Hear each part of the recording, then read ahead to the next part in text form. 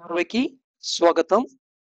మనం న్యూరోప్లాస్టిసిటీ గురించి అవగాహన చేసుకుని, ఇప్పుడు థింకింగ్ ఇన్స్ట్రుమెంట్ యొక్క వర్కింగ్ మోడ్‌ని చూస్తున్నాం. నిన్నటి దాన్ని కంటిన్యూషన్ చేద్దాం. సో, ఈ వర్కింగ్‌కి starting point object. So, object అంటే అది ఒక ఫిజికల్ వస్తువు అయ్యుండొచ్చు, లేదా నాన్ ఫిజికల్ థింగ్ కూడా అయ్యుండొచ్చు. Just like thought, emotion, state of mind. Next అయితే ఆబ్జెక్ట్ నుండి you will get certain impulses coded form లో వస్తాయి. ఇక్కడ ఇంపార్టెంట్ ఏంటంటే ఆబ్జెక్ట్ ఇల్యూమినేటింగ్ కాదు. ఆబ్జెక్ట్ అనేది ఎప్పుడూ ఇల్యూమినేటింగ్ వస్తువు కాదు. సో దానికి ఒక ఇల్యూమినేటింగ్ సోర్స్ కావాలి. ఇప్పుడు ఒక వస్తువు కనబడాలి అంటే దాని మీద లైట్ పడి రిఫ్లెక్ట్ అవ్వాలి. అలాగే ప్రతి ఆబ్జెక్ట్ కూడా అంతే. మన థాట్ ఉంది కదా, ఇమోషన్ ఉంది కదా, ఈ థాట్ ఇమోషన్ నీ స్టేట్ ఆఫ్ మూడ్, నువ్వు సాడ్ గా ఉన్నావా, నువ్వు హ్యాపీగా మూడ్, నువ్వు డిప్రెషన్ మూడ్ లో ఉన్నావా, డిస్పైర్ లో ఉన్నావా, డిస్కసింగ్ గా ఉన్నావా, నువ్వు ఎలా ఉన్నావు అనేది కూడా ఎలా తెలుస్తుంది ఆబ్జెక్ట్ నీకు. ఆబ్జెక్ట్ నీకు కనబడుతోంది కదా నువ్వు. సో అంటే దాని మీద కూడా ఒక ఇల్యూమినేట్ బాడీ ఉంది. అంటే మామూలు ఫిజికల్ లైట్ లాంటిది కాదు, బట్ కానీ అక్కడ ఫంక్షన్ అది లైట్ కింద చేస్తుంది. ఆ ఇల్యూమినేషన్ లైట్ ఏమంటాం మనం?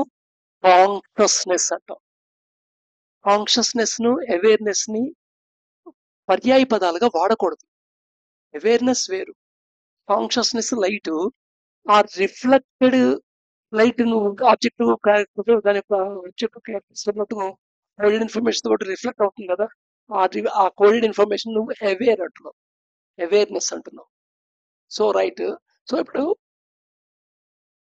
ఆబ్జెక్ట్ ని ఒక కోల్డ్ ఇంపాక్ట్ రూపంలో రిసీవ్ చేసుకుంటారు. ఎవరు రిసీవ్ చేసుకుంటారు?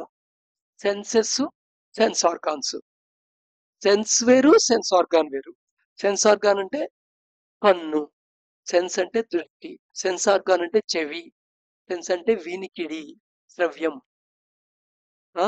అలాగే సెన్స్ ఆర్గాన్ అంటే చర్మం, సెన్స్ అంటే స్పర్శ. అర్థమైందా? సో అలాగే ముక్కు అనేది సెన్స్ ఆర్గాను, ఘ్రాణం, సెన్స్.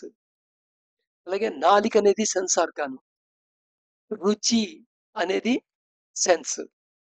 సో ఇక్కడ నువ్వు పర్టికులర్ ఉన్నది కనబడింది కదా అనుకుంటావు, కానీ నీకు తెలియకుండా ఈ సెన్సింగ్ పార్ట్ దగ్గరే ఒక రకమైన ఫిల్టరేషన్ జరుగుతుంది. ఏమిటో ఫిల్టరేషన్ అంటే కొన్ని చూసి సెలెక్ట్ చేసుకున్నట్టు జరుగుతుంది, చూసింగ్. ఈ చూసింగ్ జరిగేది దేనివల్ల అంటే నీ యొక్క వాసన స్ట్రక్చర్ బట్టి. So right. ఇప్పుడు ఇన్ఫర్మేషన్ నెక్స్ట్ ఏమవుతుంది అనుకున్నాం? ఈ సెన్స్ ఆర్గాన్స్ ఏం చేస్తాయి? ఆ ఇన్ఫర్మేషన్ ని ట్రాన్స్క్రైబ్ చేస్తాయి. అంటే ఒక కోడెడ్ రూపంలో ఉన్నది రీడబుల్ రూపంలోకి మారుస్తాయి, బట్ స్టిల్ కోడెడ్ రూపంలో. ఈ కోడెడ్ రూపం డీకోడ్ ఎక్కడ అవుతుంది? థింకింగ్ ఇన్స్ట్రుమెంట్ దగ్గర అవుతుంది. అయితే ఈ లోపలికి వస్తున్న ఈ ట్రాన్స్క్రైబ్ అయిన ఇన్ఫర్మేషన్ ఉంది, అది మెమరీ పూల్ గుండా ప్రయాణం చేస్తుంటుంది. మెమరీ పూల్ గుండా ప్రయాణం చేస్తుంది. ఒక రకంగా చెప్పాలంటే లోపల వచ్చింది స్పైనల్ కార్డ్ దగ్గరకు వచ్చి ఇన్ఫర్మేషన్ స్పైనల్ కార్డ్ పై నుండి అలాగా హిండ్ బ్రెయిన్, బ్రెయిన్ వెనక వైపు నుండి అలాగా మూవ్ అవుతూ ముందుకు వస్తుంది అనమాట, ఒక ఆర్క్ రూపంలో. అది మెమరీ పూల్ గుండా ప్రయాణం చేస్తుంది. మెమరీ పూల్ అంటే కంప్లీట్ నీ యొక్క మెమరీ సిస్టమ్ అంట. నీ లోపల ఏదైతే టెరాబైట్ అనే పదం సరిపోదు అనుకో, కొన్ని వేల టెరాబైట్ల మెమరీ ఉంటుంది నీకు. నీ యొక్క టోటల్ మెమరీని ఒక సన్నటి లేయర్ కింద భరిస్తే ఈ భూ ప్రపంచం సరిపోదు, భూమి సరిపోక సర్ఫేస్ ఏరియా కూడా సరిపోదు. అలాంటి మెమరీ పూల్ లోపల ఉంటుంది. సో ఈ మెమరీ పూల్ లో రెండు రకాల పూల్స్ ఉంటాయి అనుకోండి, present life and something other than present life. So వాటి గురించి తర్వాత మాట్లాడుకుందాం. సో ఈ మెమరీ పూల్ కుండా ఈ ట్రాన్స్క్రైబ్ చేసిన ఇన్ఫర్మేషన్ ఏదైతే ఉందో, అంటే ఎలక్ట్రికల్ పల్సెస్ కింద మారబడింది ఏదైతే ఉందో, అది ప్రయాణం చేస్తుంది. అయితే గమ్మత్ ఏంటంటే ఇక్కడ ఈ మెమరీ పూల్ లో ఆల్రెడీ ఉన్న కండిషనింగ్స్ ఏవైతే ఉన్నాయో, ఆ కండిషనింగ్స్ ఎలా ఉంటాయి ఇంతకుముందు చెప్పుకున్నాం already. Like dislike scale associated with emotions point and picture. So ఈ కండిషన్ ఏదైతే ఉందో ఆ కండిషన్ ఒక ఫ్రేమ్ వర్క్ ఫామ్ చేస్తుంది. దేనికోసమని? సెన్సెస్ కి. సో సెన్సెస్ సెన్సెస్ పని వర్క్ చేయడానికి ఒక బ్లూ ప్రింట్ కింద పనిచేసేది ఎవరయ్యా అంటే ఈ కండిషనింగ్ మాట. అగైన్ ఈ కండిషనింగ్ మెమరీ పూల్ లో ఉండేది. సో ఇక్కడ ఫస్ట్ సైకిల్ అర్థమైంది కదా. మెమరీ అందులో నువ్వు ఏముందో అదే చూడగలవు అంటారు. నీ మైండ్ లో ఏముందో దాన్ని మాత్రమే చూడగలవు. నీ మైండ్ లో లేనిది ఇక్కడ చూడలేవు.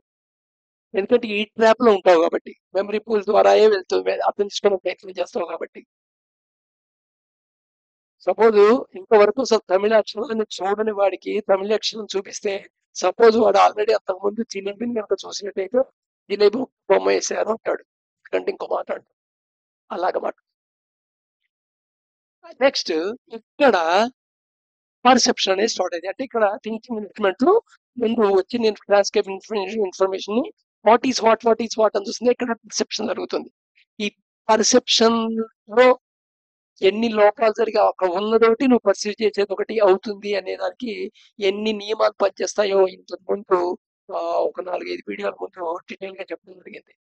సో పర్సెప్షన్ మొత్తం మీద నువ్వు పర్సీవ్ చేస్తావు. సో పర్సీవ్ చేసిన తర్వాత పర్సీవ్ చేసిన ఇన్ఫర్మేషన్ ఏదైతే ఉందో అది కూడా మెమరీ ఫుల్ లో స్టోర్ అవుతూనే ఉంటుంది. సైమల్టేనియస్ గా ఇంటర్ప్రిటేషన్ చేస్తావు. ఇంటర్ప్రిటేషన్ అంటే నీకు ఎలా అర్థమవుతుందో ఆ ఫ్రేమ్ వర్క్ లో ఇముడుస్తావు అన్నమాట. ఒక రకంగా చెప్పాలంటే అక్కడ ఒక చిక్కు దారం ఉంది. చిక్కు దారాన్ని నువ్వు ఒక ఆబ్జెక్ట్ తీసుకొని ఆ ఆబ్జెక్ట్ కి స్పిండిలింగ్ చేసావు, చుట్టావు. చుట్టేప్పుడు నువ్వు రకరకాలుగా చుట్టచ్చు. ఒక ప్యాటర్న్ లో చుట్టచ్చు, లేదా డిజైన్ వచ్చేట్టుగా చుట్టచ్చు, రకరకాలుగా చుట్టచ్చు.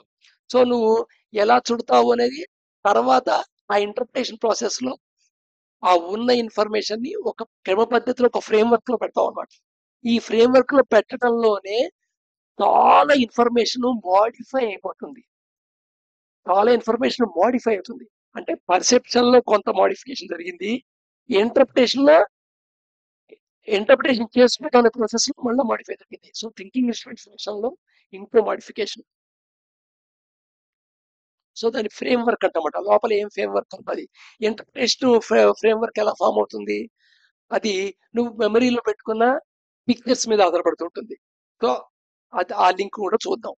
సో ఇక్కడ ఈ పర్సెప్షన్ ఇంటర్ప్రిటేషన్ రెండు నీ మెమరీ పూల్ మీద ఆధారపడి ఉన్నవి. సో నీ మెమరీ పూల్ బట్టి పర్సీవ్ చేస్తావు. దూరంగా ఉన్న ఆబ్జెక్ట్ చిన్నగా ఉంటుంది, దగ్గరగా ఉండే ఆబ్జెక్ట్ పెద్దగా ఉంటుంది. ఇది నీ పర్సెప్షన్. అందుకని ఒక ఫోటోలో చిన్న ఆబ్జెక్ట్ పక్కన పెద్ద ఆబ్జెక్ట్ వస్తే ఇది దానికంటే దూరంగా ఉంది అని పర్సీవ్ చేసుకుంటాం. సో అలా ఇంటర్ప్రిటేషన్ లో ఒక ఫ్రేమ్ వర్క్ ఫామ్ చేసుకొని ఆ ఫ్రేమ్ వర్క్ లో అర్థం చేసుకోవడం ట్రై చేస్తాం. అందుకని నీకు తెలిసిన విషయం నుండి తెలియని విషయం వైపు మూవ్ అవుతావు నేర్చుకోవటంలో. బట్ కానీ ఈ మూవింగ్ లోనే మోడిఫికేషన్ జరిగిపోతుంది. ఆ డిస్టార్షన్ చెయ్యొద్దు కాదు, థింకింగ్ ఇన్స్ట్రుమెంట్ ఫంక్షన్ లోనే అలా ఉంది.